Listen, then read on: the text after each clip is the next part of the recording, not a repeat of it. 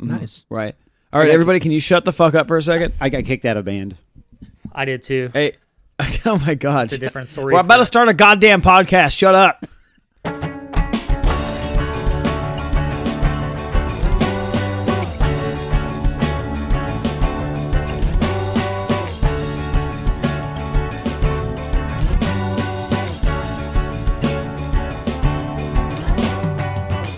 Hello and welcome to Podcast the Movie Podcast, where we talk about movies and we podcast and stuff. I'm your host, Austin, today, and I'm here joined by Tyler Weiss. What's up, man? I love your intros. You always have the best intros. Ruben's And losing his shit. Rubyen McCormick. It's me. I'm here. I'm ready. And Logan Henderson. Oh, we're going to do a podcast, yes. It's going to be That's right. Clockwork Yes. Orange, yes. Well, it Yes, seems like this this is is going to be very fun, yes. All right, I'm already out. I gotta go. Yes, brothers. Yes, brothers, we are doing A Clockwork Orange today. Oh, man. But before we get that deep, as usual, have you guys watched anything interesting this past week, gentlemen? I want to go ahead and just say right here, I don't want to Okay. talk about movies at the start. I just want to talk about Ancient Aliens. Hey, Wait, man. okay, the TV show with the guy Hey, with welcome the hair, back, guys. right? Hey, No. we're live here at the podcast, The Alien, the podcast, bringing you another episode of I Want to Believe. Logan, what do you got? A lot of bullshit. That's what I've got. No, Oh, but for, wow. real, for real, though, I do have a couple things I wanted to talk to you guys about, if you don't mind me going first. Yeah, man, go. Please. I'm not going to say any spoilers for this, but have you guys caught up on WandaVision? Oh, 100%. Y'all caught the finale? Absolutely not. I have seen zero the finale. episodes. Yeah, what a... As of what this a- recording, the finale happened, was it yesterday? Yeah, it was yesterday. Okay. Yeah, so before work yesterday, got up early. Me and the wife got up early 'cause she's totally caught up on it now. And we caught the series finale of WandaVision. Yep. Yeah, I it was not what I was expecting. No. But it, you know, No I- spoilers. No I'm spoilers. not gonna. Yeah, I'm not- no I'm not- spoilers. I'm not even going to put ideas out there of what something represents. So Yeah, the only thing I'm gonna yeah, say is good. that it wasn't what I was expecting. I'm still not sure how I feel about it. Okay, I'm I gonna agree. leave it, and I think I'm gonna leave it at that. Actually, you know, I think that's where I'm gonna leave it because I really don't want to talk about it too much because you really just gotta see it. Enjoyable show. Enjoyable show. It's worth a watch if you're at all an MCU fan. I mean, look, even if you're not an MCU fan, and I've even said this on the podcast, you know, my wife, she's not like a super fan of the MCU, and like she was in on it just as much as I was. So yeah, yep. if not for the interesting, weird kind of thing that happens in the first half of that show. Yep. Very, very cool to see. Yeah. I wanted to spend the bulk of my intro time talking about a show that I finally started to watch on Apple TV called Ted Oh Lasso. man, yeah, dude. Hey. Yeah, so... Are we all, Ruby, you watched Ted Lasso? Yeah, I love Ted Lasso. I don't know the first thing about soccer. I don't understand British culture. But Ted Lasso is a treasure of It is. content. It is. I actually It had is. like a little essay I thought about writing or making a video on or something, and I'm going to give you guys a shortened version of that, an abridged version. And essentially what it is I think Ted Lasso is exactly what America, nay, the world needed in this tumultuous time. It is just unabashed positivity and good feelings. And yeah, it's got some low points as far as like the story. And I don't mean that like it's badly written. I mean it's like kind of down. But the thing is, it's the resolve of the main character. It's the interesting, weird characters around everyone that's really, really just heartwarming to watch. It's really funny.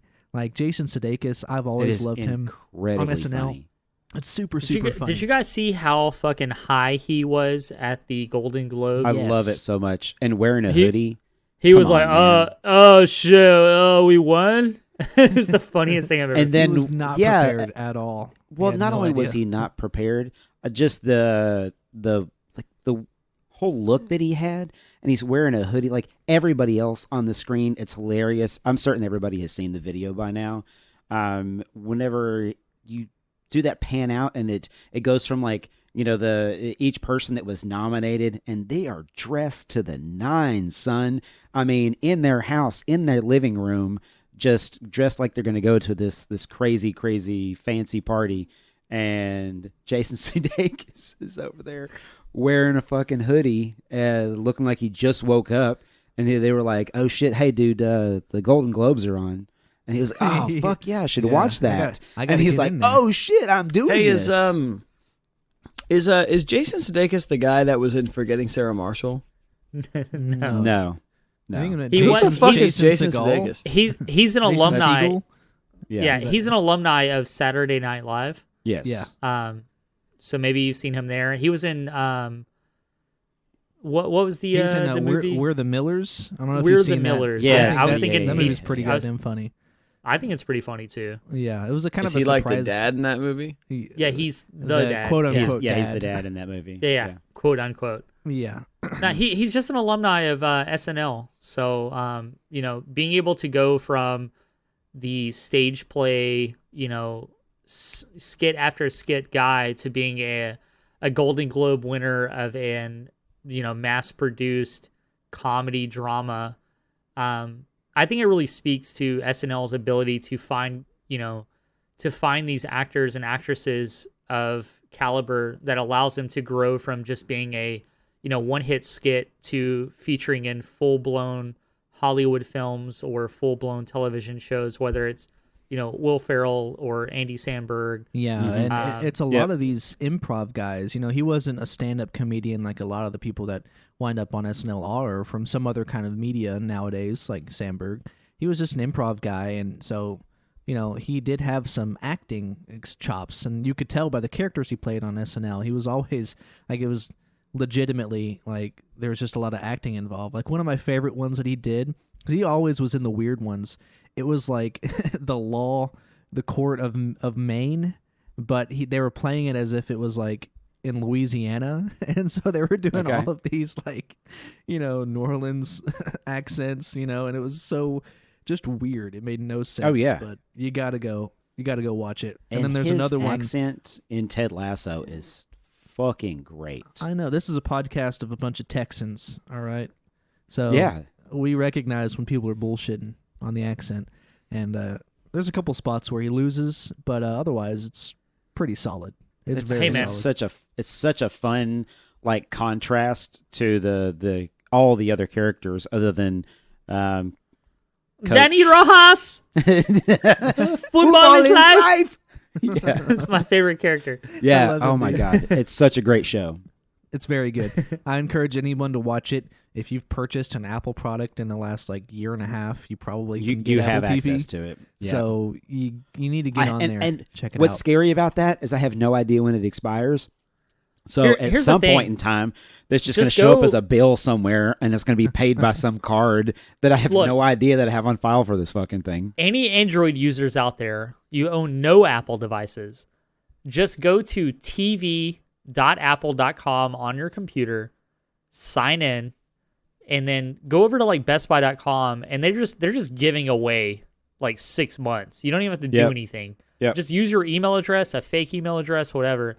Just get free Apple TV and then make another fake email address. Yeah, it's new. They're just trying to get their numbers up, right? So yeah. There's only like 4 shows right now. So, but Ted Lasso is definitely worth it. In my opinion, it's the first real content that they've had. And look, there's been some other stuff that's on there, and I kind of think we all had this argument in a different sort probably on the last week's podcast. But this is probably it's definitely the best stuff that they have on their platform right now. I agree. I've heard For All Mankind is good, but thought experiment for you guys though. If you could only have one streaming service, what would it be? I think HBO Max. HBO Max is, sorry. Well, what was that? What was it? As long as someone says HBO that Max. on the podcast, then we're good. Not that this show is brought to you in any part by HBO Max, but you should go to HBOMax.com. Can I just say /sign up now? Sorry. I want to be the odd man out and just say like movies anywhere. For me, it's Hulu. Okay. Hulu just has the biggest cross section of. How dare you? I don't know, dude. I like watching old shit. Like Yeah, but see, like, I like Netflix, except that, they don't have any of the Netflix rotates stuff major, out too much. I like, know. Too frequently. It's too frequently. bugs the shit out of me. And things that, like, What do you should be hold on Netflix, Just and a, then they're a not, quick just poll. doesn't make any fucking sense to me. Like, let me jump to Austin real quick. Like, what are you guys paying for? What's your monthly subscriptions look like as far as content goes? You asking me personally or yeah, everybody? well, you're on the top left of my my 4-man Brady Bunch here. So I'm like, also on the top left on mine. whoa, You're that's on a the little top weird. left of mine. Well, he's the host. It's the host spot. That's true. Shit, You are the Tyler's host, on yeah. my Oh, that's right. right. You're in the host spot. Wait, Tyler's on the right as well. Huh.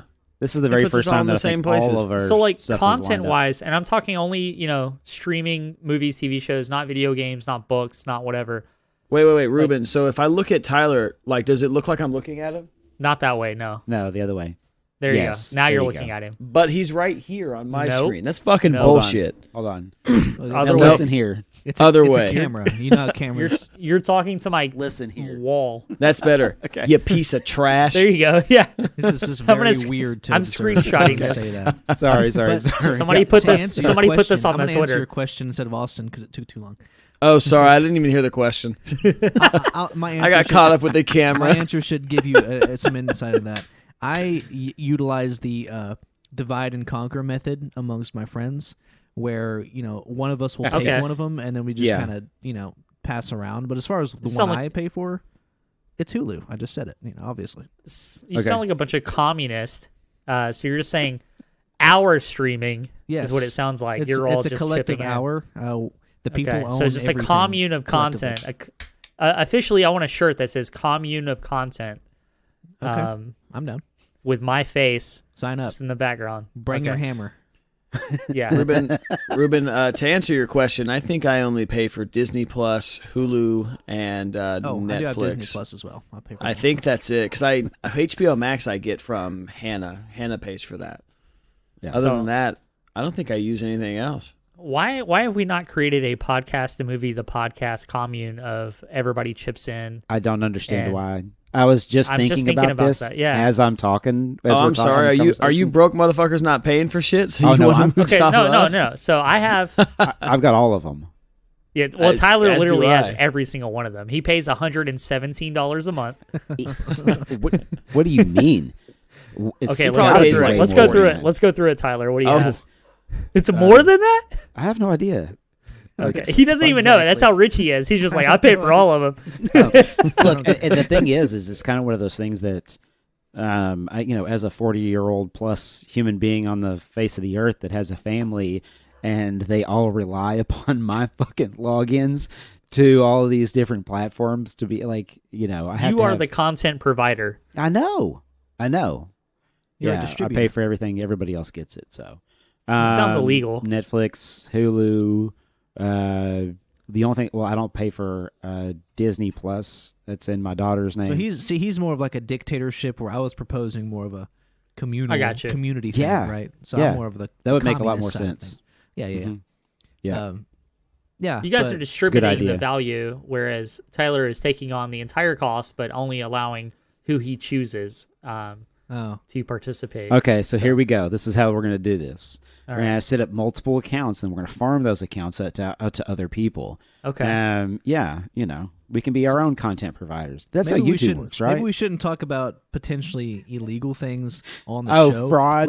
Let's hash this out off air. How about that? So that's speaking of hilarious. Ted Lasso and Jason Sudeikis, No, I already pay for everything, just to take over here on my side of things, like I have continuously gone through 30 Rock, and at this point, Jason Sudeikis is playing a primary character in the end of season 1 as the boyfriend interest of Liz Lemon. And let me tell you, a young Jason Sudeikis just coming in on network TV, just like literally still on the scene of SNL, playing a main character episode after episode of a national television show. Like I think he was he was there, dude. Like he was ready. He's been ready for prime time. Yeah, and not only that, but like the last thing, I'm always kind of watching Always Sunny, as you guys know. And I just watched the episode where he pops up there as Schmitty, and so he does, yeah, doesn't he? that's He's Schmitty. Yeah. I completely forgot about So that. I watched I that, completely and I was forgot. like, that's Ted Lasso, Schmitty's kind of weird. It's so good. It's such a good show. But yeah, But, if you guys haven't checked out Ted Lasso, 100%. Just the recommendation that Ted Lasso gets from at least me. It's one of those that's, shit. If you talked to me last week, I think we had this conversation last week, and I had no idea what Ted Lasso was. And, you watch an entire series over the course of a couple of days. Took up legitimately the vast majority of my free time that I had, and it was well worth it. Very worthwhile investment. There's some very incredibly well written, well acted story arcs of drama and hurt. I mean, it's an incredible comedy. Enjoy it. Well, I don't know if you guys are familiar with this, but there's a comedian out there named Nathan Fielder. Yeah, of course. Okay, so I don't think Austin's familiar with this, and I really need him to. You'd be correct. Yeah, hey man, listen, go look for Nathan For You is the name of the content. Okay, Nathan For You. You're familiar with Eric Andre. Okay. It's funny that you say that. I think I just recently watched the first 6 episodes of season 1 of the Eric Andre show, and I adore it. Okay, so if you like It Eric just Andre, gets I want crazier. you to take Eric Andre, divide it by business, multiply it by generic white man, Okay. and then I want you to then subtract insanity meth and add in Adderall autism. Okay. So Gary Busey. Gary Busey man? toned down.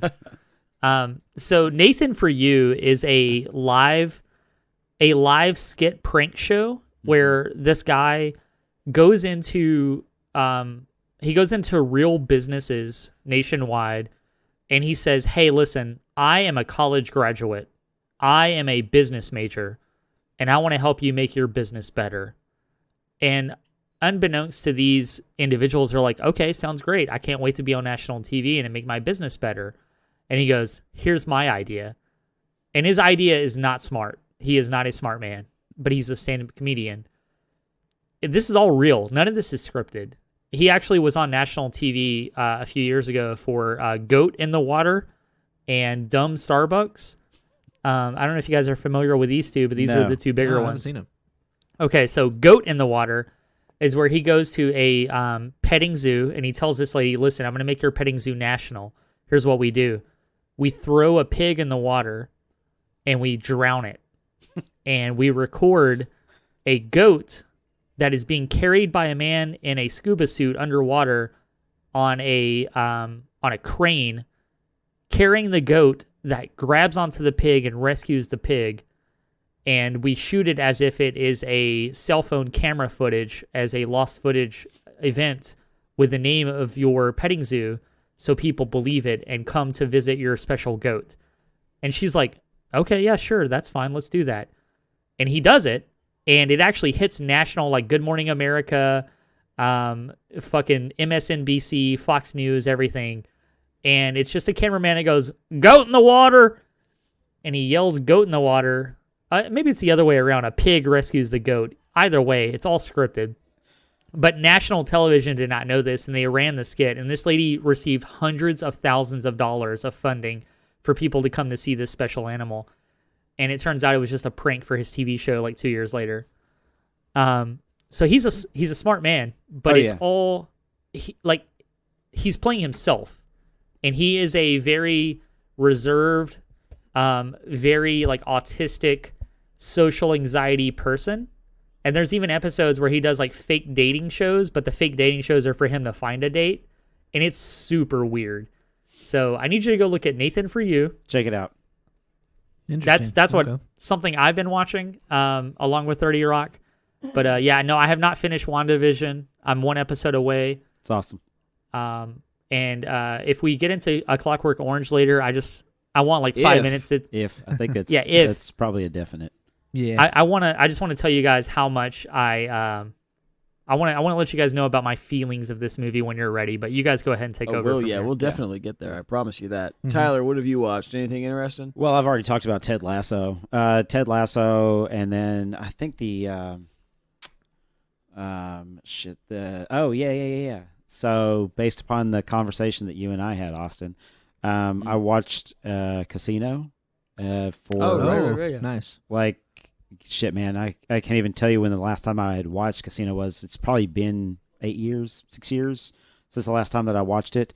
God damn, what a fucking good movie it is.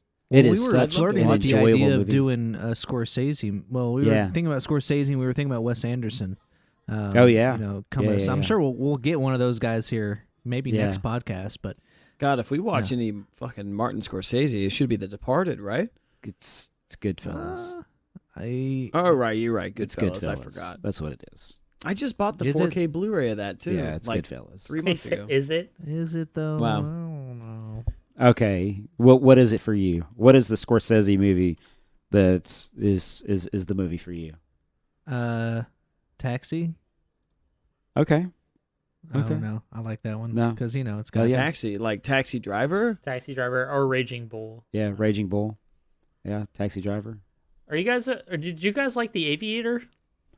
No, it had its moments. It's It had okay. its Yeah. moments. Okay, it's just okay. me. I don't know. I think when it came out, I think it was appreciated. Like when it came out, I don't know if it's Oh a yeah, cult absolutely. classic. Or I not, did just but- watch Wolf of Wall Street, and I talked about it in like the intro of the other Oh yeah. show a few weeks ago. And Wait, love didn't we that talk movie. about Austin? Did we talk about Shutter Island before? Is that something? Oh you've yeah. Seen? Yeah, I've seen Shutter Island. Yeah. Yeah, I think that would be a good one No for us. spoilers. Yeah, no spoilers. Yeah, that movie's fantastic. Yeah, it really is. That's one of those movies that had no right being as good as it was. Mhm, Just definitely. such a damn good movie.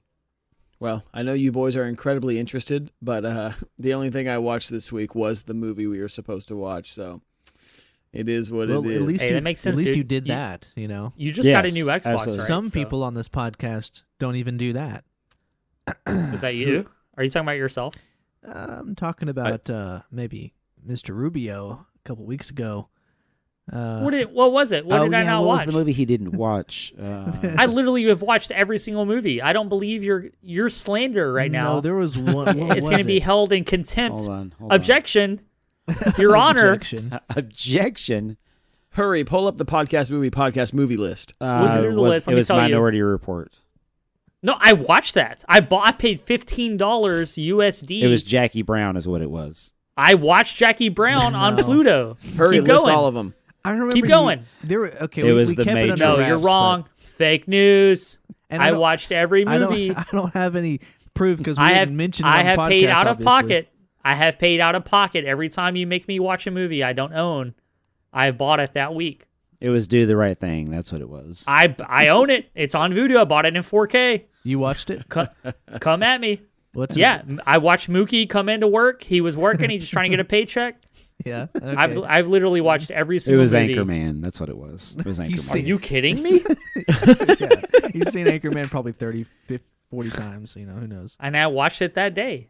I have yet to skip a movie. Wow, interesting. Well, Ruben, What's up, I don't man? care. So Congratulations. Thanks, man. now that we were at the 30-minute mark, did you guys need to take a quick break at all before we delve into the main course? I think- never need a I'm break. good. I think that would be advisable just because, All right. yeah, and it's literally like 5 minutes. Here's Yeah. what's gonna happen. I'm gonna sit here and keep recording. Yeah, me too. You guys are yeah. are gonna take your break, and I'm just gonna talk to myself, and I hope it ends up on the podcast. It will. Whenever you sounds talk, cool. just make it something that I can clip out and make its own thing. All right, sounds good. All right, right. excellent. Well, we'll be right back, guys. And welcome back to Podcast the Movie, the podcast, where your host Austin has come back with a Crown and Coke from the kitchen, and the birds are chilling in his brother's bedroom. There you Hello, go. boys. Are you ready to talk about A Clockwork Orange? Absolutely. You have no more birds? No, bro. That you see, I just went in the other room and killed them. Can you believe? Well, you did watch A Clockwork Orange. Yeah, you've been That's true. very And, influenced by that's Clockwork right. Orange. This movie was designated as too violent and created a lot of controversy in the 70s we're definitely going to get into across that. So Europe as far as violent acts that happened, and ultimately leading to this movie being banned across the country and around the world, really, if we look into it. But many places. Where do you guys want to jump into? I want to here? ask Austin to jump us off here on where he wants to take the conversation, Mr. Hostman. Wow, you know what? That's great. You know what? I think I'll start because I'm very important. So I chose this movie for this week. And the only reason I chose this movie is because back when I worked at Books A Million, I always saw A Clockwork Orange. I think it's by Anthony Burgess or Burgess. Anthony Burgess. Anthony Burgess. I always saw it sitting on the shelves, and I had always gone into Hastings and stuff, and I would see the cover of the movie. Yeah, rest in peace, Hastings. I would always see the cover of the movie on things, and I remember hearing that it was really good, but it was a cult classic and a whole bunch of stuff. I watched a lot of YouTube videos and all that. So when you guys gave me the opportunity to choose a movie this week, that's the why I wanted to do it. I heard it was weird. I heard it was off the wall, so I was into it. We do so many serious movies, I feel for the most part, and I like it's like when we did Lost Boys. I thought Lost Boys was a great change of pace because it's so just fun. It's a fun. It was movie. cathartic for me. I'll admit that. Yeah. Okay, I'm gonna hold that thought. Anyway, so Clockwork Orange. Okay. All right. Okay. So I will tell you, for my first time ever seeing it, the first 20 minutes, I wasn't sure how I felt about it. I was talking a little bit to Tyler today because the movie kind of has a couple of rape scenes within the film. Yes, it does. You can't really sugarcoat it. They're rape scenes. Uh-huh. And the consensus that we had on the conversation is there is a 0% probability chance that this movie would be able to be made today. Oh, absolutely not. Yeah. We were discussing, I was like, there's no way this would be remade. There's no way there'd be a reboot. If it was remade, it would have to be, they'd have to change so much. Much. You would definitely not be able to see the things that you're shown in Clockwork Orange. And that's the thing too, is I do not condone rape. I need to make that explicitly clear. I don't think that you needed to say that. Yeah, I think I'm just saying. I'm saying it as a preface. That's a very assumed thing. if anything, that just made me more concerned about what you're about to say. Well, because I was going to say, I think those scenes in the movie, I think it helps the movie a lot. Because when I first started watching it, the first 20 minutes, I was uncomfortable. I was like, I don't like this. Yep. This isn't something that I like to sit down and watch. But once you get through the entire movie and you kind of understand, everything, with his, his mental psyche and everything they were putting him through, I was like, okay, I get they were trying to show this piece of shit garbage human being, show him doing the absolute worst things you could imagine someone doing. And that doesn't click for me at the beginning because they don't tell you a lot at the beginning. They're just hey, they're kids fucking around, beating the shit out of people, raping people, and stealing shit, and they don't tell you things. They're here it is, and I was like, fuck. But that's why I prefaced it, because I don't condone it. It's just watching the movie. If they made it today, I feel like that stuff like that would have to stay in it for me to feel like it's believable. Because for the movie to make me feel that uncomfortable, movies today don't do that for me. I don't watch a movie now and feel like that. It's always movies that were made in the fucking 70s. And always those what's ones. ironic about that is, Austin, as well as I do that, us growing up, and this dates back probably before then too, but we got a lot of shit for gratuitous violence in video games. And that also translated still do, and it always cracks me up that they're so hardcore about stopping this because they're a bunch of fucking pansy conservative Christians. I probably shouldn't say that on the show, but definitely shouldn't. I'm not lying though, and dude, you guys had way worse shit, way. Oh yeah, worse way shit. worse. I don't know if it would be made. And have you guys ever seen what is it, Caligula? Oh yeah. Yeah, like that was I've another never movie even heard with of the it. guy that was in this movie. Yeah. Dude, like some of the stuff that was in that movie, and I've seen some of the stuff that was cut from that movie. Like, bro, dude, they did some fucked up shit back then. Like they weren't playing. 70s was a different time. The Yeah. late 60s, early 70s, different time. Yep. The Red Scare was still in effect, guys. Well, look, really- man, in late 60s, I mean, you have the whole hippie uprising and, the protests about the war, and just there's so much that was going on during that time that it kind of, allowed people throughout the world to be able to express their opinions very differently and to be able to make things that, were, I mean, even in their time, they're considered pornographic. This film, for example, whenever it was very first released, it was X-rated. And there's a scene that I really wanted to talk about that what had to be completely edited into. It was a 38-minute scene that was turned into a 3-minute sequence by speeding up the film. It's the sex scene between Alex and the two girls that he picks up at the record shop. And then, to be able to speed that scene up and cut out some very, very, very explicit pieces of that. Could you imagine watching that as like a fucking 30-minute long piece? It's just porn. It's just porn. That's all it is. It is. It's 100% just like a stationary camera just set up, Yep. and they're just doing their thing. And like, Yep. I was watching. Do that, you and I was think like, that? Wow. I mean, look, it's Do you not think- porn in the sense that it doesn't show the actual sexual act, but by today's standards. Do you think Malcolm McDowell? Do you think he actually plowed those broads? Jesus Christ! I'm just asking. Like, I'm just in the context of it. If you slow down, can I not say that? I don't think you can, bro. Somebody email us and cancel if me. you say I'm just- something, if you use a term like broads, like that Frank Reynolds uses, you're probably in a bad spot. I mean, am I? Look, I'm just asking. Do you think at the time that this movie was made, in the context of it, was it PC, or do you think that they were like, "Hey, Malcolm, just fucking plow these broads"? And I'm just asking for 28 minutes. I would almost argue that like Stanley Kubrick probably did have him fuck them. Well, Like, I did. Who knows, man? I mean, I don't know. I don't know. I don't think I didn't scene for scene, frame by frame it, but I feel like I should at this point, just for there's scientific there's research. Been, yeah, of course, you got to do it for scientific reasons. There's been a lot of instances of quote unquote unsimulated sex. Correct. And how people respond to that, and typically it is not well. So, but then again, you do have the Kubrick Brown factor. bunny. Yeah. Yeah. Any Lars von Trier shit, Anything with Lars von Trier, yeah. Yeah. Yep. So, I would probably be inclined to say that it wasn't, because I don't know. I don't remember seeing anything that it was, and I feel like I would have read that. I'm going to go on the record to say that I'm pretty sure. Here I go.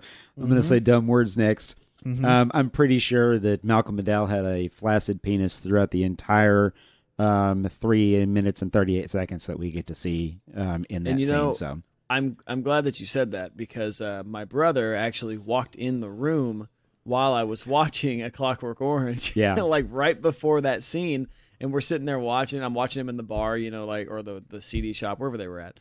And he was talking. Record shop. Yes. Whatever. CD shop. Didn't have CDs. Anyway, but like he was standing in the room looking at the TV, and the sex scene happened, and we were watching it, and that was one of the first things Adam said. Is he was like, I think he straight up is just flaccid the whole time, because that's what it looked like. Correct. So I mean, could there have been something going on? I mean, he'd have to have a really strong flaccid penis. Am I right, boys? But realistically, no, I don't think anything happened. Ultimately, no, I don't think anything happened. I just between them. let me reset the dialogue here real quick and just say, so like for this movie, can you guys give me like 5 minutes? Give me 5 minutes, guys. Okay. I know you guys enjoy this film, and I get the film. I was bored as hell Oh man. watching this movie. Let me just Okay, come out. sorry. Let me just come Tell me out why. swinging. Tell me Let me why. just come out swinging here real quick.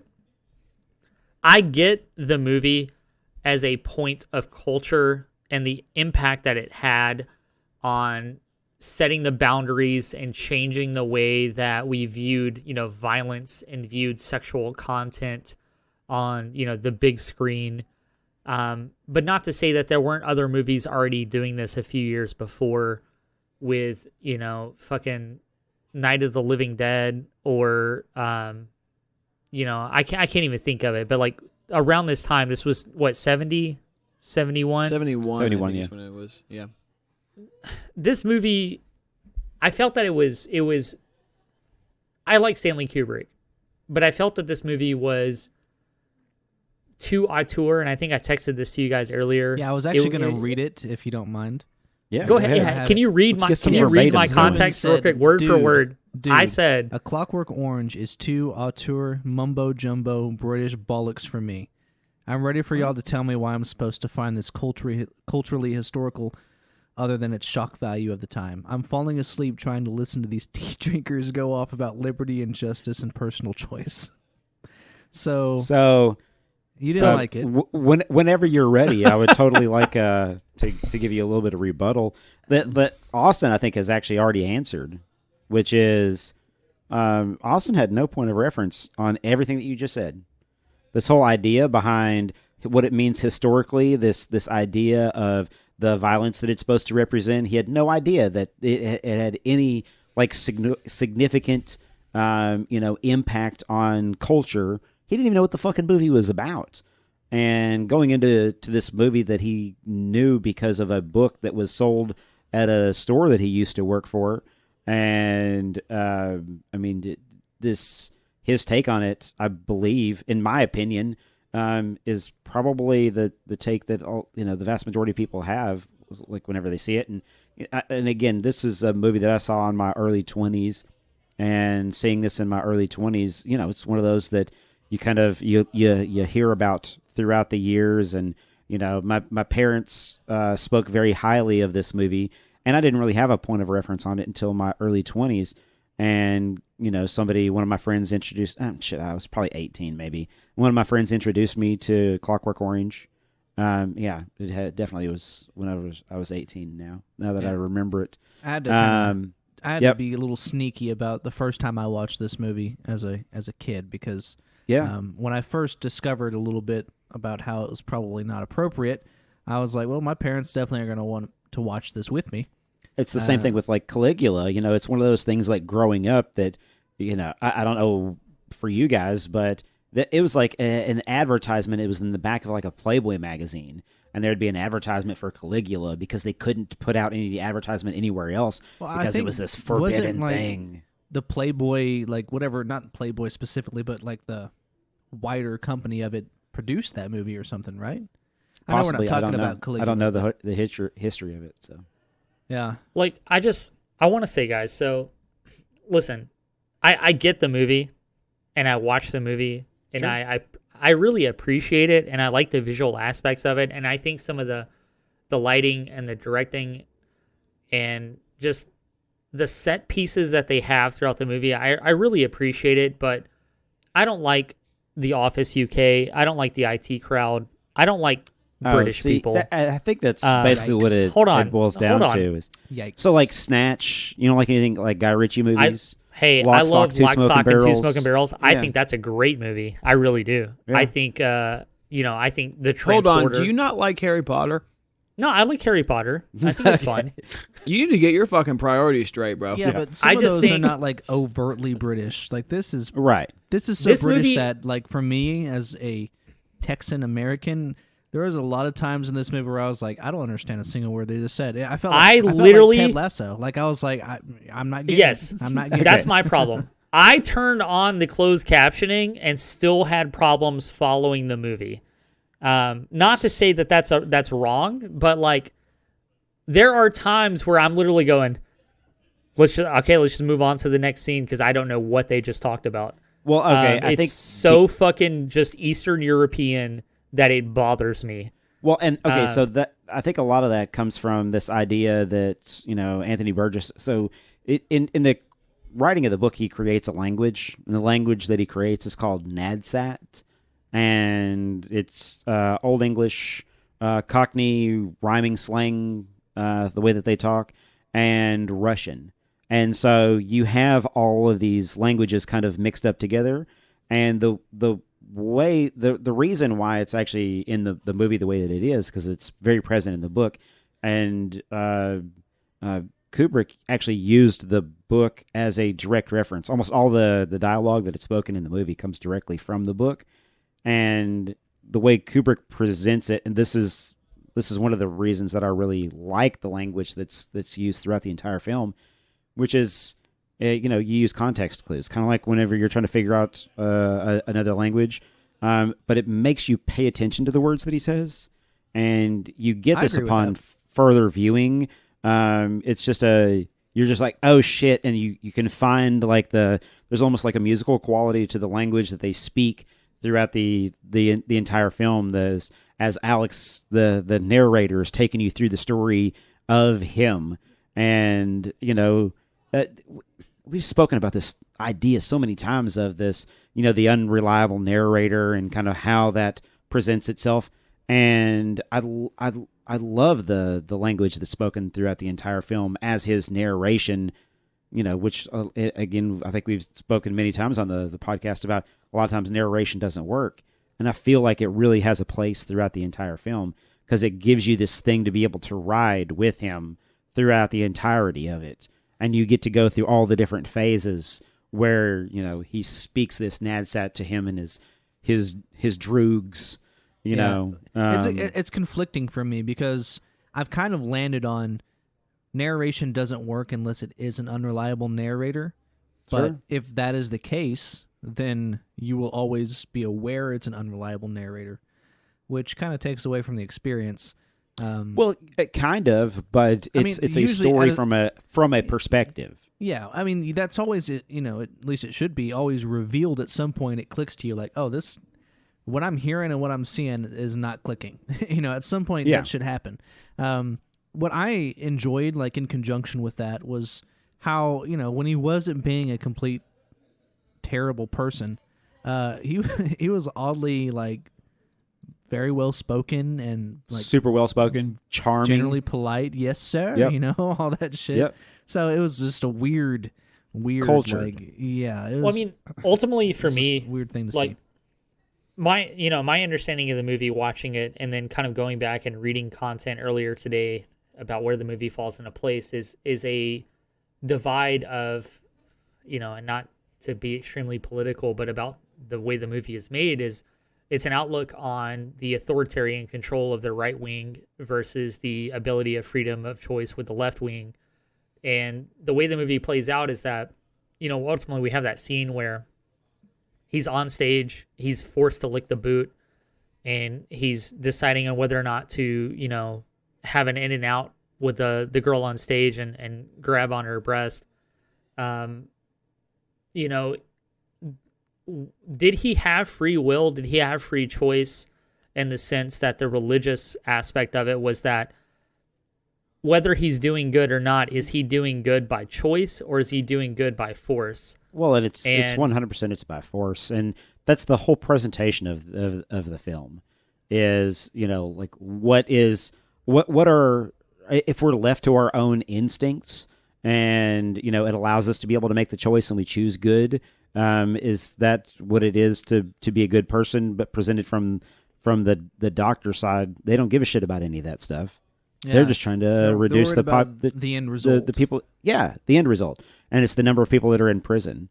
And so this character of Alex, he's the one that's fighting against the police state and this whole idea behind. And that's what got me. I mean, I don't know if you guys caught this, but like the ability of him to be forced into this idea of what's good and what's right and what's wrong. He was tortured and indoctrinated into this ideology. Sure. Whereas ultimately when he was freed as a free man and came out into the streets, and was almost ultimately met with redemption by the older homeless people that he harassed as a younger lad. His Are you talking about when they beat the shit out of him? Yeah, That's I what I was wouldn't call that thinking. redemption. Yeah. What do you mean? I mean, they didn't do anything. A bunch of old people surrounded him and never physically They beat tried. him. They just the cops, Oh, they who tried weren't to, yeah, cops, they well, they're showed old up. people and couldn't do shit. They just yelled at him. Well, that's not redemption. That's just a failed revenge plot. Yeah. Right. And but what we see is the interesting, parallels of that is that his gang members, his droogs, his crew were then adopted their ways into police ideology. And ultimately, they were redeemed by now being a part of the quotation good side of things. Yeah. And were making the decisions of society, But they weren't. They weren't. Well, However, Rubyen's talking on about from the paper, I get what you're. I get your point. I 100% from get the it. point Yeah, I of agree. society, right? But they still ultimately tortured him and beat him. Yeah. And Because provided. they're still the same fucking they're still gangster the same guys, but shitheads now that they because were they hide before. behind a badge, Correct. I think that's where this movie kind of plays itself ahead of its time in a way, but way really ahead it of its doesn't time. because nothing has changed in 100 years. That's true. That's true. The police force that they hired, the doctor even says, like, the police and the current government is hiring these street level thugs to act as the police to create a sense of I don't remember the wording that he says in the movie, but what I'm saying is that these bad guys, just as bad as Alex is, they all killed people too. Yes. They all beat people. They all killed people. They raped people. But now because they hide behind a badge, they're the good guys. Right. That's where the things that they do are the okay things now that they have the badge that allows them to be able to do the things. As Ultimately, opposed to it's okay if you're on the right team. Correct. Like we That's see all that it is. shit today, People will talk about whatever the issue is. I can't believe they're doing this on their side. And then when their side does it, there's always an excuse, there's always an excuse. The thing that I like, I don't know if this is necessarily like a bad thing, like writing wise with the movie, or if this was the point. It's kind of hard to tell with a movie like this. But like the whole idea that like he wasn't mind controlled, right? He was conditioned in like a Pavlovian way to have a response to thoughts about violence. It wasn't brainwashed though, because he was still able to think like, oh, I would like to beat the shit out of this guy who's in my house now. Oh, I'd like to fuck this girl on the stage. He just that's semantics. No, it's not semantics. It's, I see what he's saying. Like through a Pavlovian response he was doesn't the believe pain that response. he's not actually like redeemed at all. Like he still thinks these things. He still wants to be violent. He wants to axe on them, but he just. But physically ultimately, can't. that's the idea of the movie, Correct. though, right? Is He is he cured? Is he cured? Is he a good guy now? Or definitely not a ultimately good has guy. science created a cure that whether or not it fixed him, it stopped the issue. Right. It and forced this him comes down into to- being a quote unquote good guy. Right, and this Even comes though down he's to the not idea 100% of not. the free will and the liberty and the justice of an individual for them to be able to have redemption or not. And we get this on the stage. The religious Catholic man even says, like, gentlemen, does he not have the ability, and I don't remember the quotes, guys. Yeah, I know what you're But he's like, does he not have the ability to make his decisions, or is he forced at will by the cure that is provided to him? And, the doctor's like, hey, listen, he's not doing bad things. Is it really that bad? And the Catholic guy's like, is this not what God, willed for him, or what he was able to do on his own?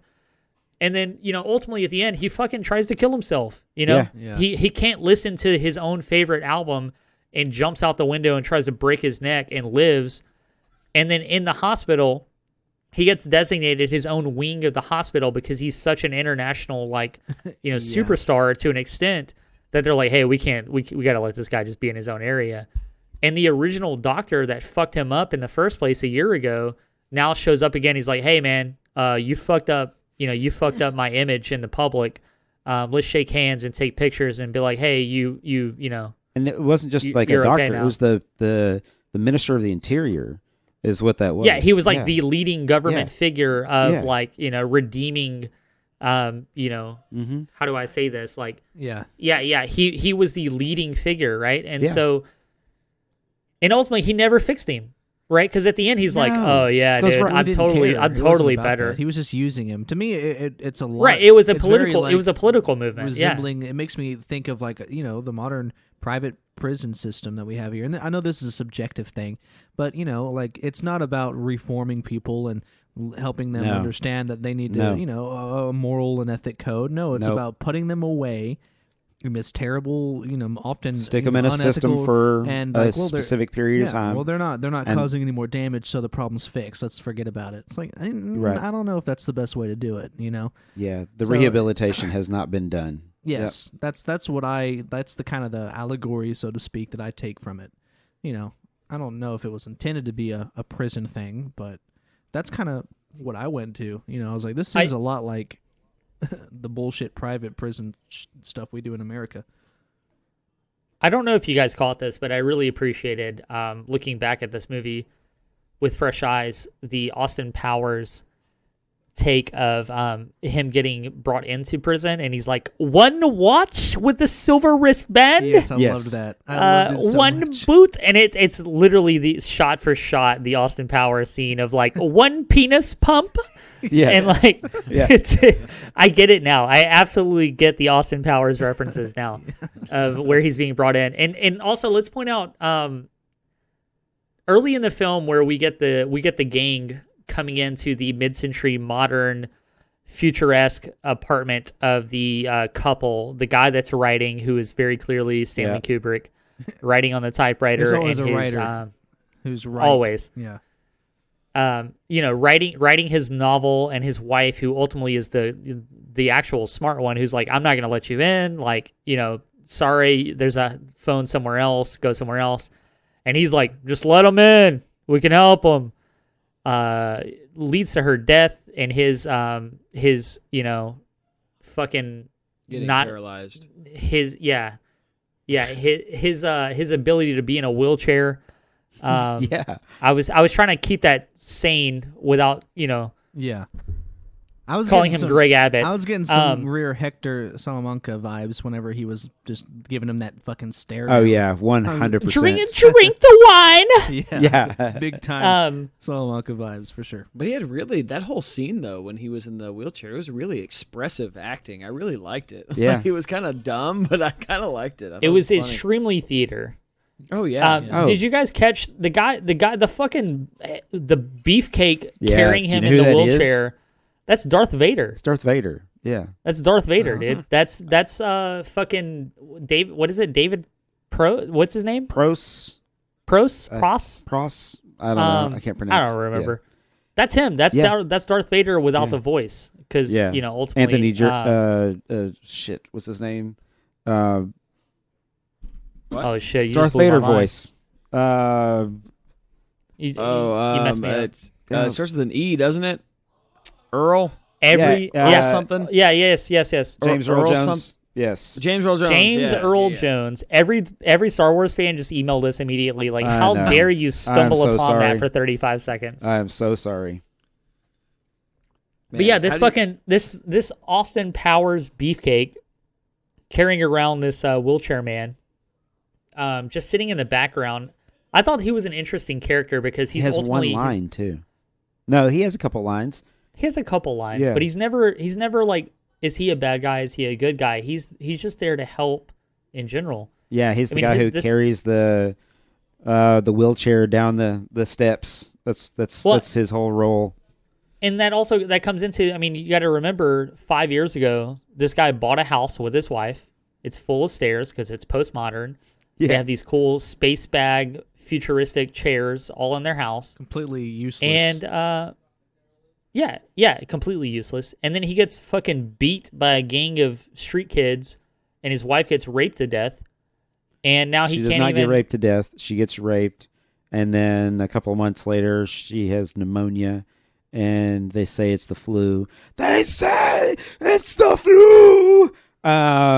Then But he blamed it. Not Like, an he blamed actor. it on the rape. He didn't Yeah. blame it on the flu. Yeah. Blame it on the boogie. I'm sorry, I don't know. That just popped in my head. I will say this movie's fucking 50 years old. yeah, I don't know if you guys realize, but it's 50 It's years wild, old. man. Yep. Yeah, And it's Malcolm insanely McDowell, modern. dude, he still does like voice acting stuff. He's the Constantly. bad guy in everything. Yeah, I love dude. it. I love it. I swear I've seen him in The speaking- Flash. Molag Bal, Season dude, in 6. Elder Scrolls. You know, like, speaking of him, though, man, like, I was telling Tyler today at work, like, his whole aesthetic, like, the wearing one set of eyelashes on one eye with, like, Panic the at the bowler Disco. hat. Like, well, like, he just gave off, like, I'm a psycho vibe to me, like, the entire time. well, do the you movie guys- opens with the fucking Kubrick stare, like right away. Yeah. Right away. Love Oh it. yeah, Right and there. it's like that slow reverse through Yeah. the whole, like, I guess Yeah. their base or wherever they're at. But yeah, no, I liked him a lot. Honestly, I think this is the first movie I've ever seen him in, but I thought he played the role really well for what it was. Oh, just incredible. I agree. love it so very much. It's a really great performance. It Yeah. really is. And you know that whole aesthetic was created by Malcolm McDowell, and the thing that they're wearing is I think it's like a cricket uniform, and Kubrick decided, he was like, you should wear your cup on the outside, and that's the thing that they're doing. Throw a fucking bowler hat on, do the eyelash, and then that just became the uniform for the crew that he runs with. It's just incredible. It really is. Do you understand how influential this movie was to like culture and everything after that, and how big of a Please, role Tyler, that it tell played? me about the influence. Okay, I'll tell you about the influence. Thank you, Tyler. Sorry, that was a camera bit for everybody not watching at home. And it like legitimately it prefaced the whole punk movement, and it gave like a cultural icon for the entire punk movement. That whole aesthetic, the thing that he does, it becomes copied by Madonna later on. It becomes copied by so many of the different the 80s. 80 was filled with this. The whole new wave Oh, yeah. European aspect of like punk alternative scene. This movie is the most, again, auteur theory, hipster ass British bollocks shit that I've ever seen. Like, And you love it. I don't love it so much. I don't It's dislike such a the movie, fucking guys. good movie, man. Is it? Oh no, it is. It really is. It's a good movie. It's an entertaining movie. It's almost 45 minutes too long. Oh no! And keep in mind, hey, did you know mind, that there was a fucking Kubrick had a 4-hour movie? Yeah, it was a 4-hour movie originally. I'm glad that And they got burned. They cut 90+ minutes out of that. Yeah, they burned Makes sense. and then the extra they content. legit did that. So instead of there being a director's cut and then everything else cut later on, he ended up destroying This the movie extra feels like- footage that they cut from the film. It feels like they shot 4 or 5 different movies, and ultimately Kubrick was like, just put it all together, release it. What they did is they made a shot for shot remake of the book. There was some stuff that actually changed. If you do decide to read the book, the ending is pretty different. the ending is different, and the ending is only different because I would really like to read the book, so please do not spoil the book. You have a Okay. Kindle? Do I have a what? A Kindle? No, I prefer physical books. What do I look like? A boomer, apparently. fucking hipster. Did you guys know by, that? by the Malcolm way, McDowell- Did you guys know he was in Fist of the North Star? Holy shit! Emotionally. I'm sorry. All right, skip on to the next part. That's wild. I honestly would like to know, just based on the movie's ending, like, what did each and every one of you, what are your thoughts? Like, because I feel like, in some ways, I feel like the ending was a little ambiguous. It but is in to other an ways, extent. I don't think it is. Yeah. So, like, because I personally feel like right at the end of the movie, when he starts having like those thoughts of like him, It's like- fucking Ludwig von that's playing, man. And whenever he starts hearing it, and it triggers this thought in his head, and instead of him, fucking retching and, going into convulsions, he's like, "Oh fuck yeah, it is on." And yeah, see, that's the same idea I got. Like the treatment wore off. Like he he's going to go back to being what he was. Or at Well, least yeah. he's going to go back and get revenge on the people Or that the fucked treatment with him. never actually existed or worked in the first place. It was a psychological effect that he himself believed, and he was always still a bad guy, but his understanding of trying to be the good guy, so just so he could be free. I mean, ultimately, either route he goes, he was a bad guy. Yeah, he was a bad guy. Whether he agrees with the treatment he received, or whether he agrees that he has the ability to make his own choices, he's a bad guy. Like, and I don't think this is another thing I had with the movie. Like, I don't like that ultimately you're supposed to go, oh, he's the lead character, right? Like, he's the antagonist of the movie. But at this, like, the whole time, anti-hero, dude. This whole movie is, to me, this is, we live in a society the whole time. Yeah. The whole time. This is just early Joker. This is like I think proto Joker. I think what matters a lot is you got to kind of be in the right mood and mindset for a movie like this. You know, Dude, like I'll tell you, that's why when I talked about the Joker, well, I guess Joker the movie, like the first time I watched it, like I was just in this mindset where something like that was really effective on me, and it just kind of it hit me in a way that I wasn't prepared for. And then when I watched it later, having already seen it, and then also in a different mindset, I was like, this is just kind of an okay movie. Like, it's just kind of okay.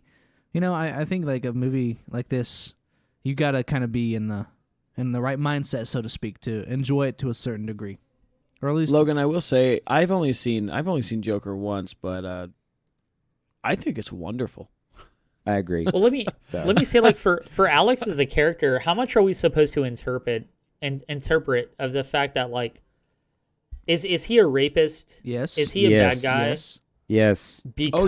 Because of his upbringing, was he molested by his church? Was he molested by his Who knows? parole officer? We get the scene of him, being not going to school. He's told his mother, "Oh, I don't feel good today again. I'm not gonna go. I'll get up later." She leaves to go do her own thing at the factory. Ultimately, she meets the private detective. I don't even remember what he is. Is he like a? He's like a probation. He's like a parole officer / like religious person for him or something. She meets him on the streets and goes, "Hey, here's the key. Go check on him later." Mm-hmm. He just sits in his parents' bedroom and just waits. What a weird ass. He's just drinking scotch, just sitting in there on her bed. And then ultimately, Alex shows up walking through the hallway in his underwear and goes, Oh, hey, I didn't know you were here. Oh yeah, your mother met me, in the street and told me to come check on you. How's it going? Oh, definitely something's wrong. Something's wrong in my head. Like being as real as you can be with him. Yeah. He's like, oh, well, are things getting better? Oh yeah, they'll definitely get better after lunch. Once I maybe just have some food, maybe He's just not playing it off. Yeah. Yeah. And then the guy ultimately sexually assaults him. He fucking grabs his dick and forces him to lay back on the bed. Yeah. And tells him, like, no one's gonna believe you. If you don't follow with what I'm telling you, things are gonna get bad for you. And and honestly, I think he ultimately probably would have raped Alex if Alex wouldn't have just, in a way, stood up for himself and pushed him away and, like, jokingly played it off and laughed his way out of the situation and left the room like he did. In the book, he's 15 as well. Yeah, I mean, and in the movie, this guy's 30 and playing like an 18-year-old. He's 28 years old, and he's supposed to be playing somebody that's 17. Yeah, but that's just how Hollywood works. Yeah. But yeah, I mean, yeah, this preacher guy was gonna rape this 15-year-old boy. Is that ultimately where his violent tendencies come from? Is the fact that he's been molested most of his life? Probably. That he has been. I mean, yes, but I don't think that. I don't think live, that's gonna. That doesn't. We live defend, in a society. But that doesn't defend anything that he did in the rest of the course It's not. not defending it, though, but is it explaining his tendencies? Probably. I think what we're coming to. Yeah, to me, I don't think so. I think it's the dystopian future of just this shitty world. Like, it's not just him. Like, the whole intro of the movie is just a setup of, like, how terrible shit is. Yeah. And I think that's a good point to bring up, too, that we haven't mentioned, is that this movie does ultimately take place in the future, right? So this isn't in the 70s. This movie does unbeknownst to us, I think in it's in some like the late 80s, the late dystopian 90s. future, yeah. That we're not familiar with just yet. But yeah, this is a futuristic take on how society plays out. So Yeah, it's. I think that is something to consider as well. Like when you have a dystopian setting, there's a certain degree of, I don't know, like nihilism or whatever you want to call it, that is just apparent throughout the entire thing. This idea that everything is just kind of shit. Everything is going to be shit. It's just bad. Technology's bad. Ray Bradbury level. Ways. Everybody to should look at watch things. Children of Men. Children of Men. Yeah, everybody should watch Children of Men. I Best think we should watch that. dystopian That should be our next movie ever made, like legitimately. Children of Men. We already Check it out. talked about that on here. I know we right? did. Yeah, That's, a little bit. what's his name? Little bit, Alfonso? little bit. Yep.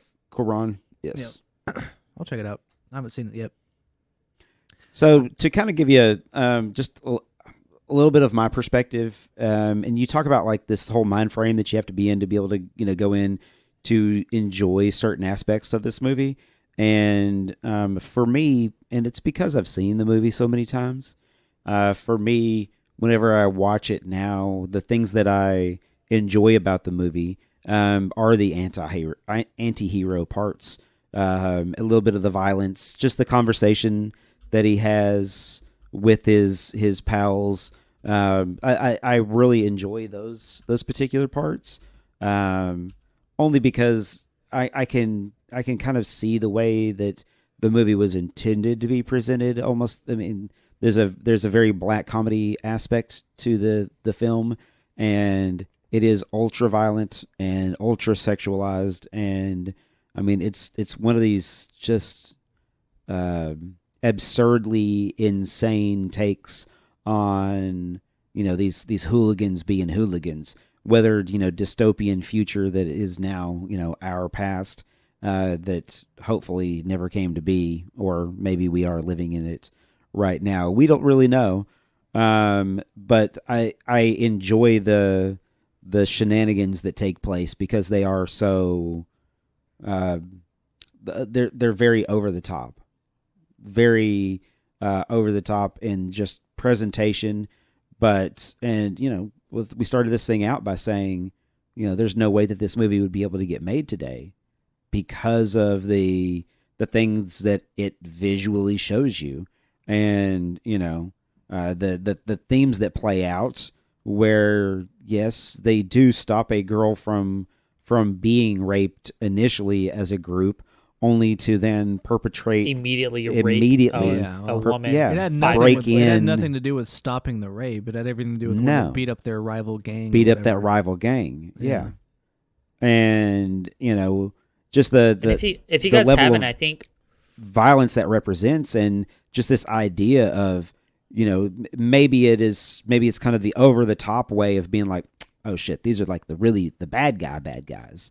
These aren't just like the low level, kind of scummy guys that do shitty things, and occasionally beat up the homeless person. These are like really horrible fucking bad guys that break into somebody's house and terrorize a family and rape the wife. I mean, they do some extremely crazy fucking violent things, and yet there is a part of us that we're supposed to be able to identify, with this character that is Alex.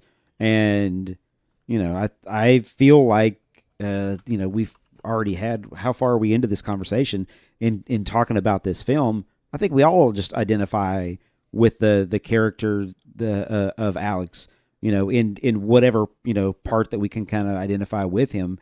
We're made to feel bad for the guy.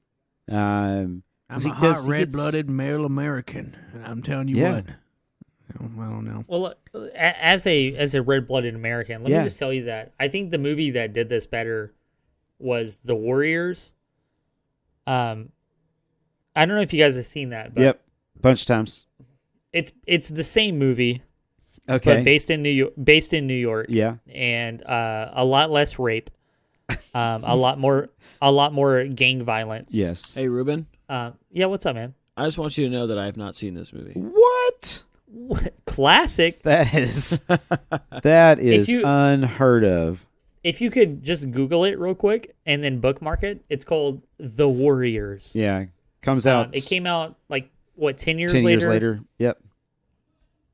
So The Warriors essentially is a group of young, matching uniformed gang members. Are you telling me that The Warriors was created because maybe they got influenced by A Clockwork Orange? Oh, 100%.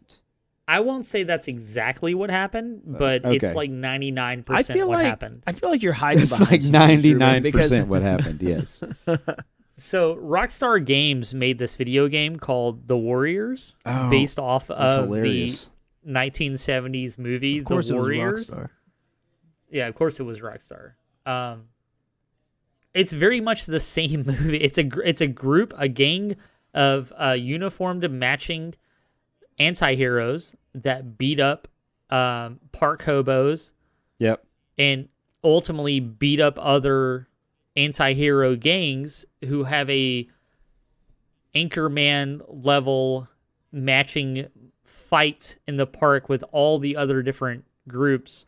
And I think that A Clockwork Orange kind of paved the way for movies like this. Of course it did. And that's the thing I mentioned earlier. And the fact that this movie was made by the guy who legitimately, before this, the film that he makes before the film that we're talking about right now is 2001: A Space Odyssey. yeah, he does a sci-fi futuristic adventure, movie.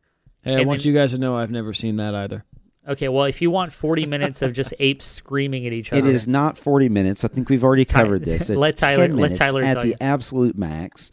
And look, there's a lot of parts of that movie that are so artsy fartsy, like the shots. like every Stanley Kubrick movie. Well, no. Well, let's see. Is Matt Weaver listening right now? He's very mad. He's super Oh, mad yeah. right now. Super pissed for sure. Yeah.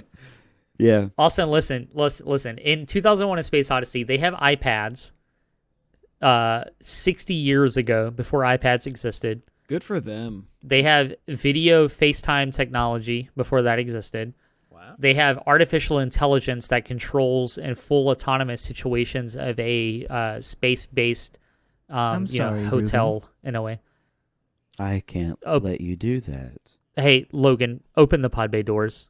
I'm sorry, Reuben. I can't allow you to continue this conversation. So, if you haven't seen it, Austin, you and your brother get everyone together. Here's the thing. I'm going to stop Okay. right there.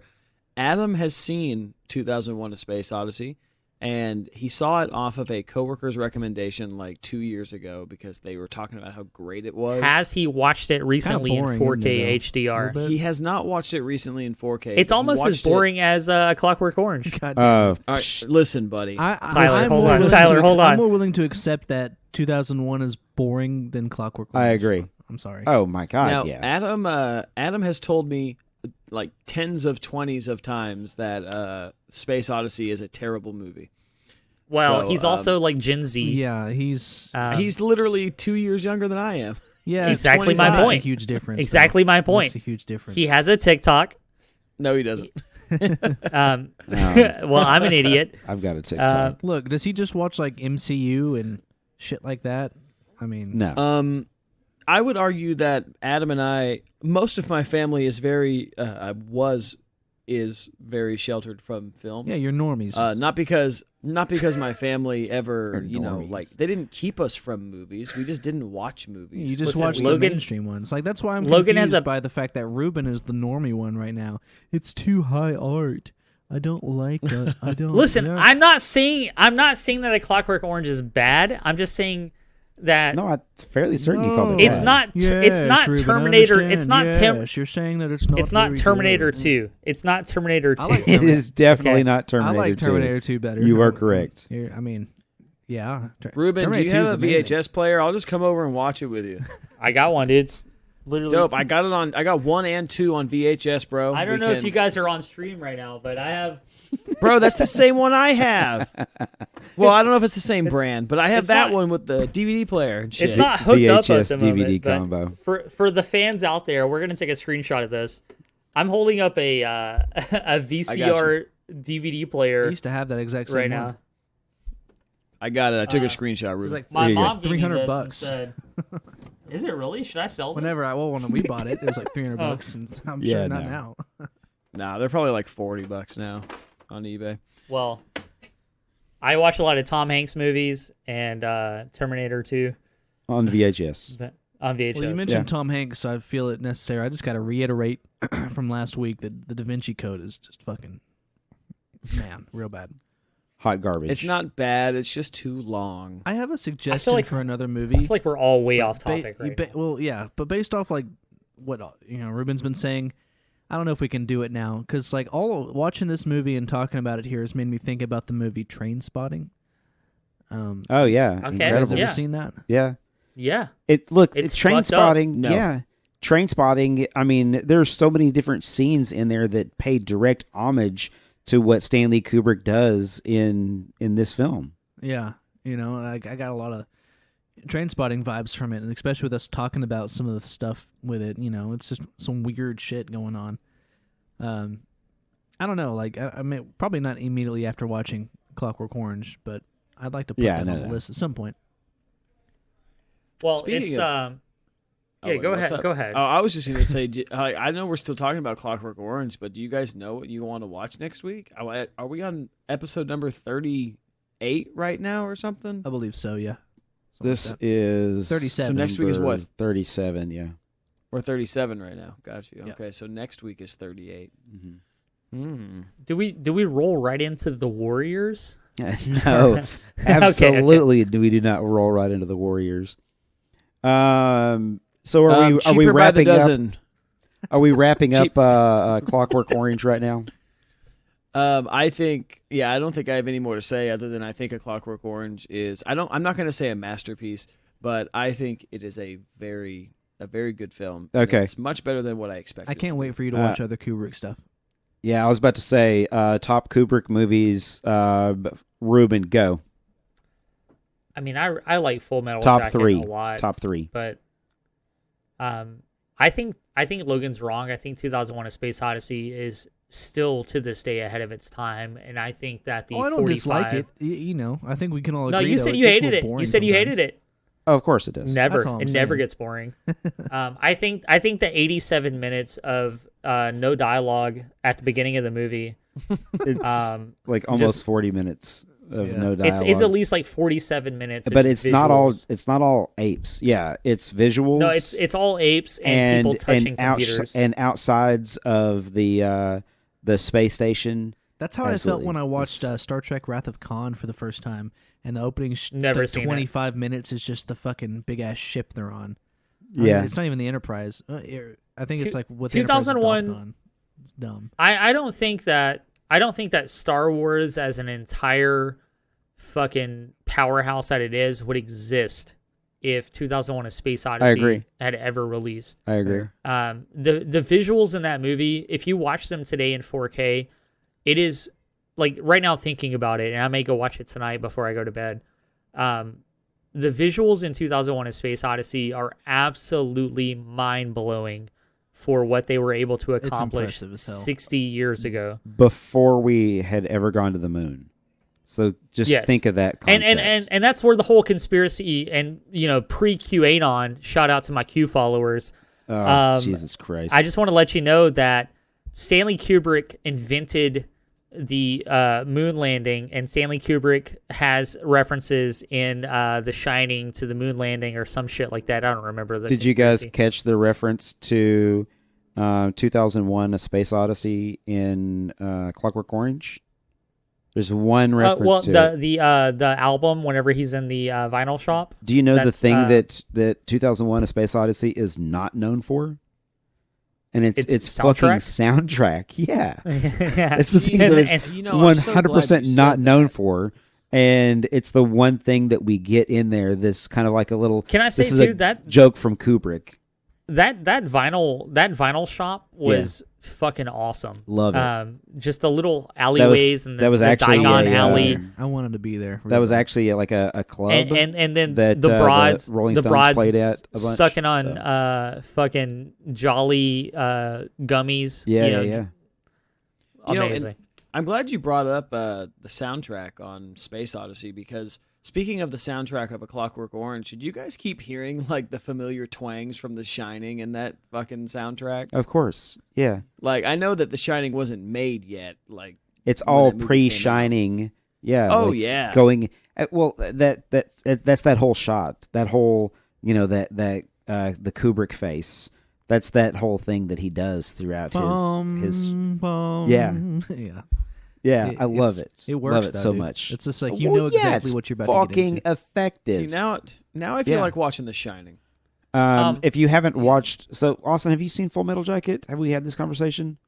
I haven't seen it. You showed me that scene though of like the drill instructor like walking around the room like yelling at people. Well, Oh, just yeah. real Yeah. quick, can I just say, My favorite Kubrick movie, by the way, Full Metal Jacket, number 1, Shining, number 2, and realistically, it's gonna have to be Clockwork, number 3. So I would can say just, The Shining and then Clockwork, because those are the only two I've seen. okay, I just want to take a moment and just to get super liberal on everybody here.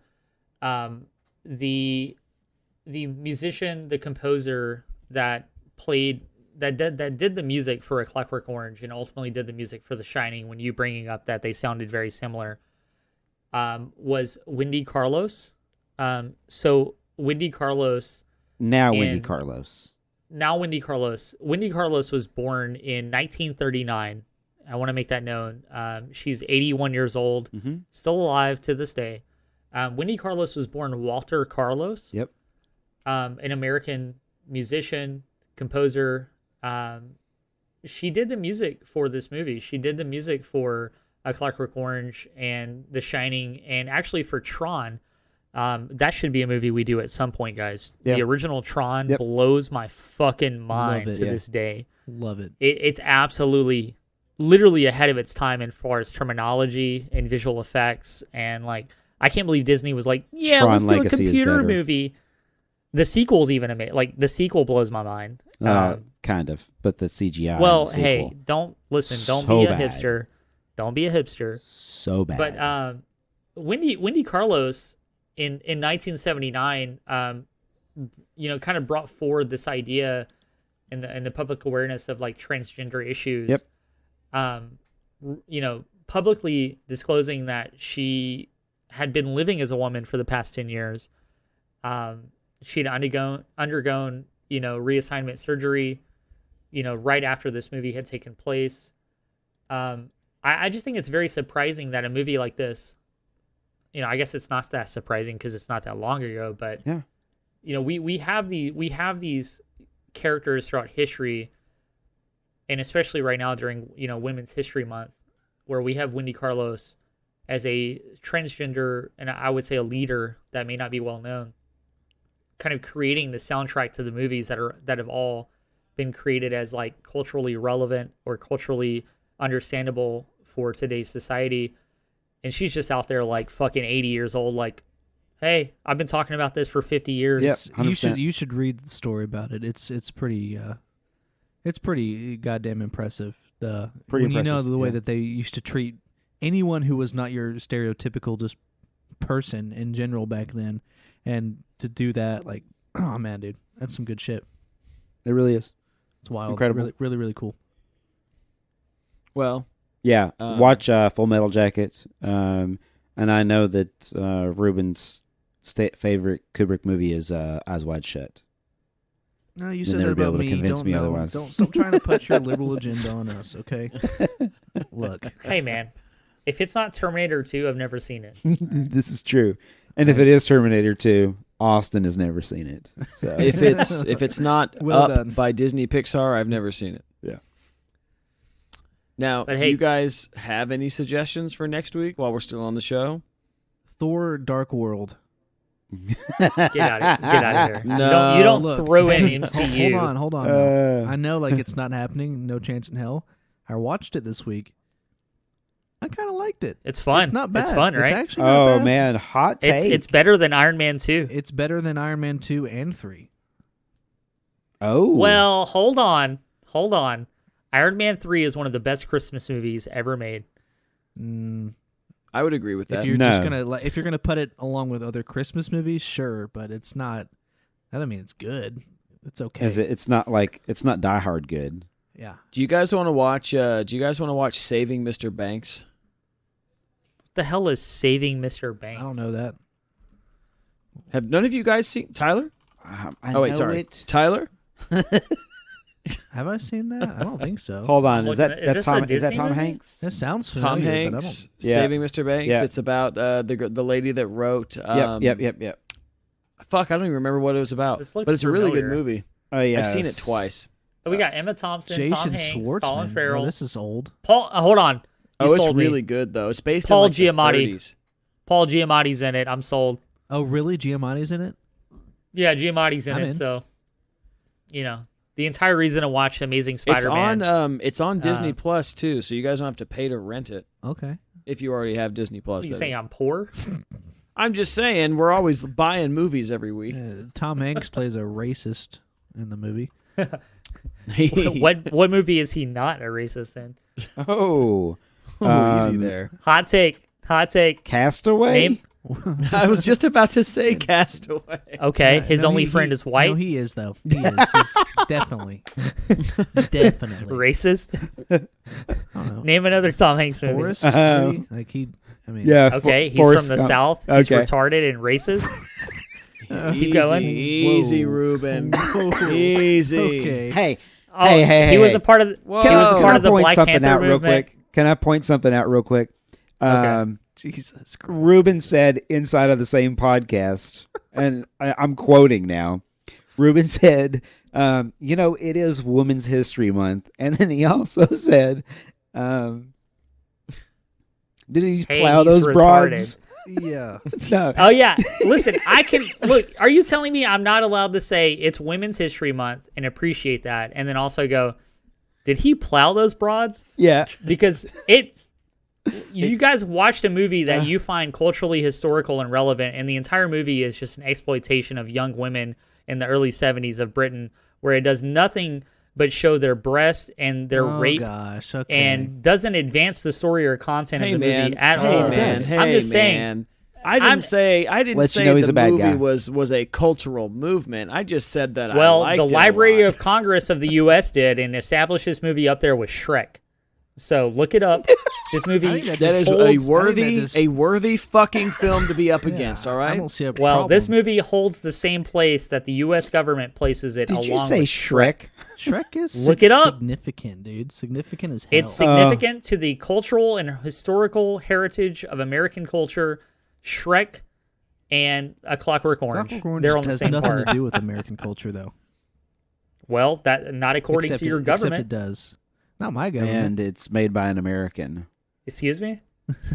So, are you guys okay with saving Mr. Banks or not? I've I never think we heard should of it. Reevaluate. I'll look it up. Dude, look, I still stand by my last week's suggestion, which is the Royal Tenenbaums. If I just don't Jesus agree with Christ. doing that as And- our first Wes Anderson movie. and- okay. Well, okay, which Wes Anderson movie would you like?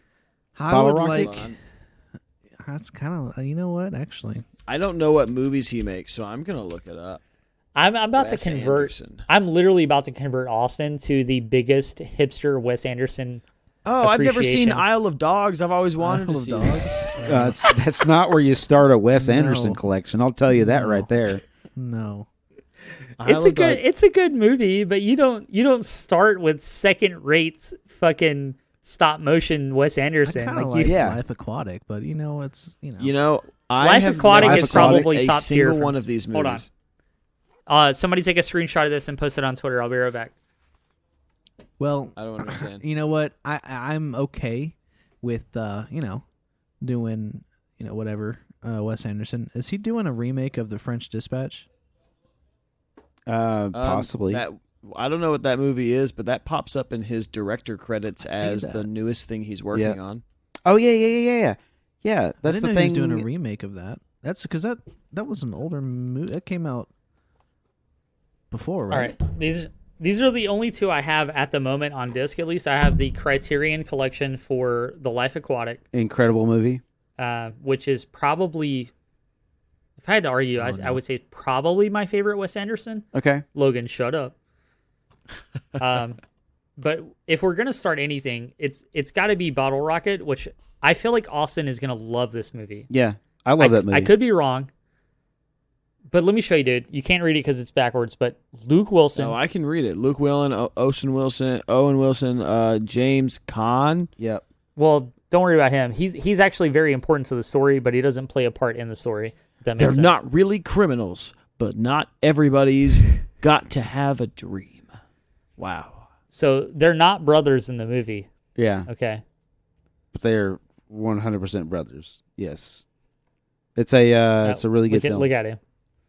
It's not my favorite though. Yeah, I mean, Hey, man, if y'all want to do one of those, I don't care. I was just throwing shit out there. The other movie that I think we should We're do doing is Terminator 2. We have to do Terminator before we can do Terminator 2.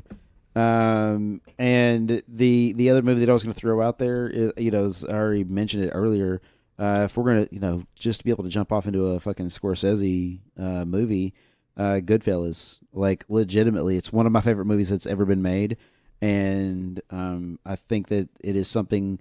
I mean, it's a movie that I think everybody should go back and just revisit because it's a fucking great movie. I could go for another Goodfellas watch.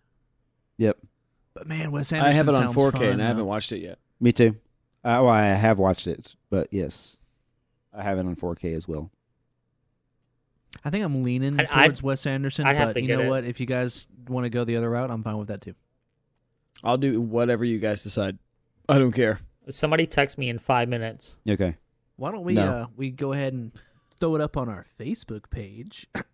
Oh, And, one or the other? Oh, yeah, create Okay, a cool. poll. Yeah, maybe There we you can go. get some people in on this and see what they want to. Sounds like a plan. Sounds Logan, good, that's your right? job. I mean, my job. You're the social media dude. I ain't doing that. Jesus Christ. We all have access to it. I don't. have I access. lost access to it. Oh, did you really?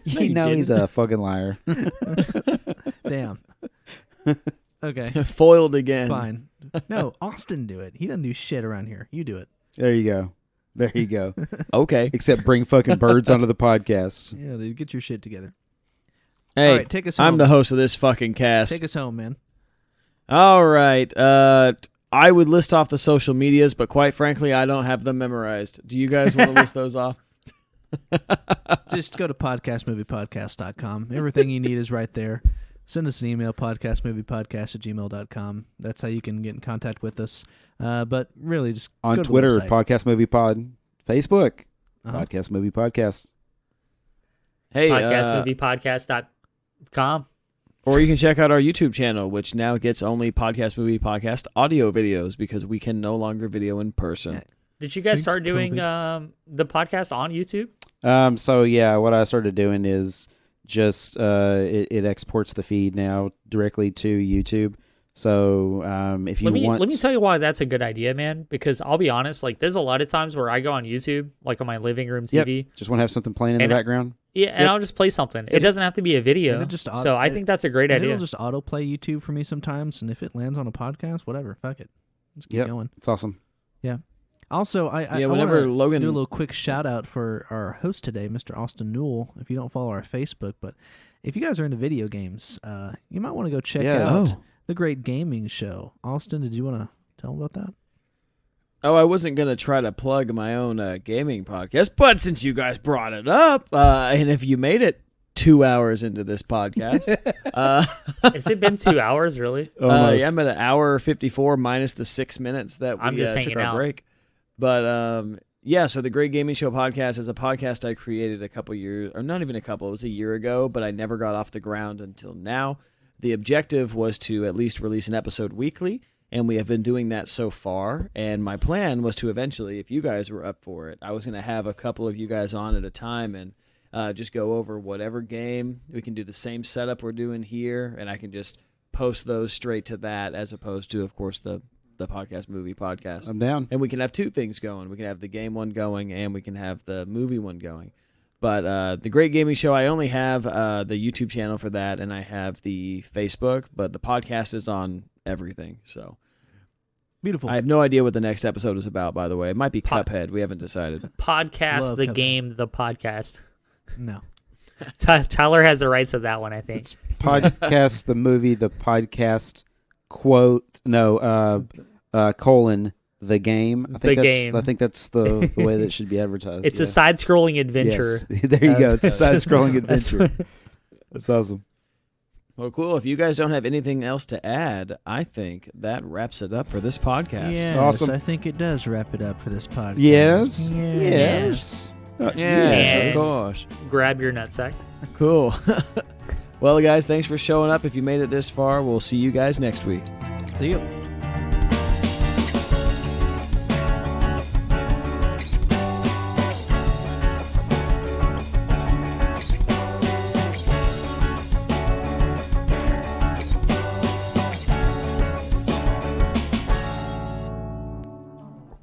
Thanks for listening to the podcast. We appreciate you listeners and enjoy reading your feedback. Drop us a line at podcastmoviepodcast@gmail.com. Check out our website at podcastmoviepodcast.com, where you can find all the links to our social media, as well as links to all the major podcasting platforms. If you can subscribe and leave us a review on your favorite podcast listening platform, it really helps us to be able to spread the word. Again, thanks for listening. See you next week.